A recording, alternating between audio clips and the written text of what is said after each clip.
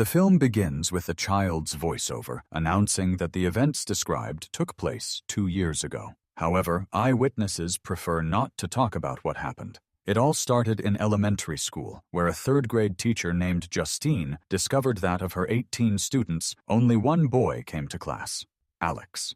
The remaining 17 children left their homes at exactly 2:17 last night at the same time and disappeared in an unknown direction. No one could explain what had happened, and so the investigation quickly reached a dead end. Even a month after the incident, the authorities had no leads. The parents of the missing blamed Justine for everything because she was the only connecting thread between the children. At the meeting, the woman tried to explain that she herself was grieving the disappearance of her students, but her words only provoked indignation from those present. Headmaster Marcus had to escort the teacher to the car to avoid further conflicts. On the way home, Justine stopped by the store to buy alcohol to drown out her melancholy. When she returned, she heard strange knocks on the door. Fearing that they were angry parents, the woman took a gas canister and cautiously went out to check, but there was no one outside. There was a fresh sign on her car, "Witch." The next day, the director informed her that she should take a vacation for the sake of the peace of society. Upset, Justine wanted to see Alex, who had been transferred to another class, but Marcus gently hinted that this was undesirable. Then the woman went to the police to file a complaint about property damage. There she met Paul, her former lover, now a married policeman. In the evening, they crossed paths again, already in a bar. They both got pretty drunk and woke up in her house. Alcohol, as usual, confused my memories. Last night was erased, but images from the past came alive in my head. In the afternoon, Justine decided to follow Alex and went to his house, but the door was not opened. She noticed that the windows were covered with newspapers from the inside. Peering through the crack, the woman saw the boy's parents sitting motionless on the couch. They didn't respond to her knocking in any way. Justine told the director about the strange behavior and asked him to check on the family. She had a nightmare last night. In the dream, she wandered through a dark school corridor and entered a classroom where children were sitting with their heads down. When Alex looked up, his face was covered in monstrous clown makeup. Upon false awakening, it seemed to the teacher that an old woman with the same coloring was hanging on the ceiling. Justine continued to follow, but Alex abruptly demanded that she leave him alone. Watching the house, the woman fell asleep right in the car. After dark, Alex's mother came out of the building, moving strangely and holding scissors in her hands. When she got to Justine's car, she cut off a lock of her hair. At this time, the story switches to Archer, the father of the missing boy, Matthew. Immersed in grief, he spends the night in his son's room and in the morning watches the recording from the camera in which he escapes into the night. In the afternoon, Archer went to the sheriff's office to raise the subject of the investigation again. His main complaint was that Justine hadn't been arrested yet, but there was no evidence linking her to the disappearance of the children, despite previous accusations of drunk driving. It was Archer who accused the teacher at the meeting and wrote "witch" on her car. That night, he had a dream. The children had disappeared even from the photos of the baseball team. On the street, Archer saw his son running and, rushing after him, came across a house with a huge machine gun hovering in the sky. When he went up to the children's bedroom, he found the child under the blanket, but in a flash of lightning, his son's face turned into an old woman's face, decorated in clown makeup. When the man woke up, he wondered where his boy could actually run to. Taking out a map of the city, Archer drew a line indicating the direction of his son's movement. Then he went to the mother of another missing child and asked to see the footage from the cameras. Plotting the movement vectors of the fugitives on the map, he brought out an intersection point that marked the intended area where the children could be heading. However, he did not have time to verify his guess. At the gas station, Archer noticed Justine and turned into her to make a scene. But the conversation was interrupted when Director Marcus ran past them, covered in blood and with crazy eyes. He attacked Justine, and Archer had to protect the woman from the distraught boss, who rushed to her with inhuman fury. The story shifts to the floor. After meeting Justine, he was aimlessly driving around the city and came across a suspicious man trying to get in someone else's window. At the demand to stop, the thief took to his heels, and the officer had to catch up with him through the alleys.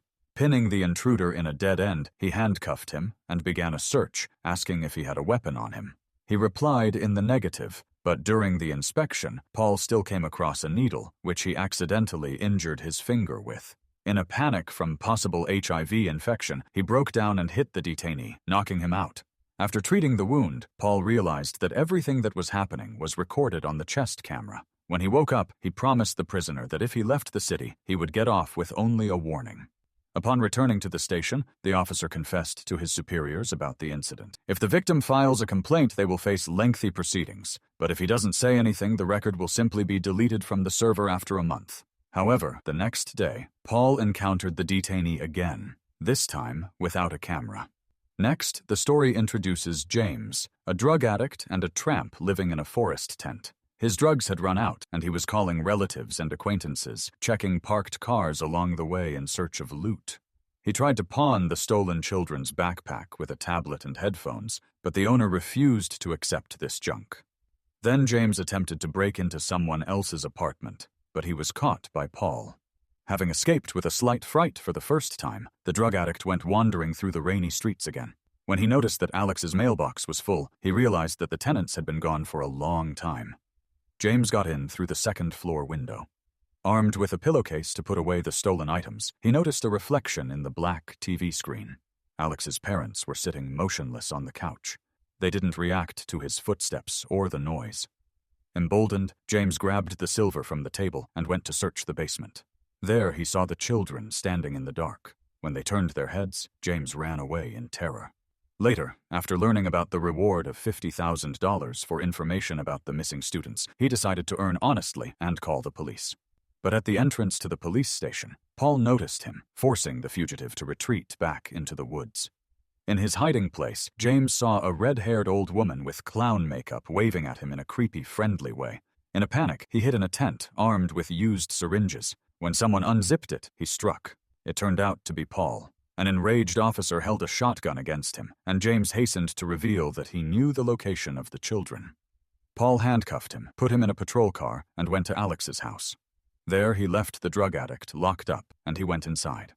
James sat for several hours until it got dark. Finally, the officer returned and silently dragged him outside. Meanwhile, the story returned to director Marcus. At Justine's request, he tried to talk to Alex's parents, but only their Aunt Gladys came to the meeting, a strange woman with provocative makeup. The next day, she visited Marcus' house. During the conversation, Gladys asked for water, and not in a mug, but in a bowl. After receiving it, she took out a sprig of a tree with thorns wrapped with a ribbon stolen from the principal's office. Cutting her hand and smearing the artifact with blood, she cut off a lock of Marcus's neighbor's hair. Then, using a bell, she paralyzed the owner and forced him to kill his neighbor by smashing his head on the floor. To stop the spell, the witch threw a broken branch into the water. But then she wrapped another wand around Justine's hair and repeated the ritual. As a result, Marcus took off and, without stopping, rushed through the city straight to the teacher. Justine took refuge in the store, and Archer tried to stop the enchanted director. The teacher drove off in the car, but Marcus continued to run. In front of Archer, he was hit by a car. Later, the man came to Justine's hospital to apologize and admit that the director ran just like the children in the videos. He showed the woman a map with a point where the routes intersect. Justine recognized Alex's house. The story shifts to the boy himself. Matthew's classmate often teased him, and his father told him at home that Aunt Gladys was staying with them. Soon, Alex saw her bring things, including a pot with a thorny tree. In the morning, looking into her room, he came across a frightening look from an old woman. His father did not meet him after school that day, and the boy had to walk home. There he found his parents in a strange daze. From that moment on, Gladys took control of everything. In the evening, she ordered Alex to keep her secret, and to intimidate, she forced her parents to pick their own faces with forks. The frightened boy obeyed. Now he took care of his helpless parents on his shoulders. He fed them canned soup with a spoon. Gladys confessed that she was sick and needed help to heal. She told Alex to bring one item each belonging to his classmates. In physical education, the boy stole the drawings, almost getting caught by Justine. In the evening, the witch performed a ritual. At 2:17, all the children ran out of their houses and headed towards Alex's house in unison. To deflect suspicion, Gladys told Alex to clean up while she temporarily hid the children. Later, she imprisoned them in the basement and fed on their energy, leaving only Alex free. The boy had to feed all the prisoners. Returning one day with canned food, he saw new prisoners, a policeman and a drug addict. The witch told them to pack their things. They had to leave. She also restricted the entrance to her room with salt and put her parents on guard. At night, Alex noticed a car in front of the house. It was Justin and Archer. When it got dark, the adults went inside. As soon as they crossed the salt line, the possessed Paul and James attacked them. Archer knocked the addict down, but he got up again and again. Paul started strangling Justine, and only a potato peeler and a gun saved her life. Archer then went down to the basement, where he saw the missing children. While searching for his son, he encountered a witch. Gladys tore off the locket and set it on Justine.